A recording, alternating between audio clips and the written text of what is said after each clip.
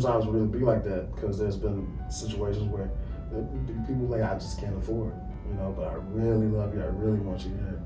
And so we'll make exceptions, we'll, playing, doing events for free sometimes, just for the community, you know what I mean? I view myself as a pretty humble guy. I don't really,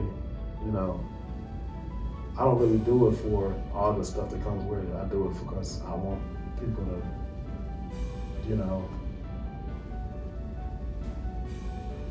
be healed through what I'm doing.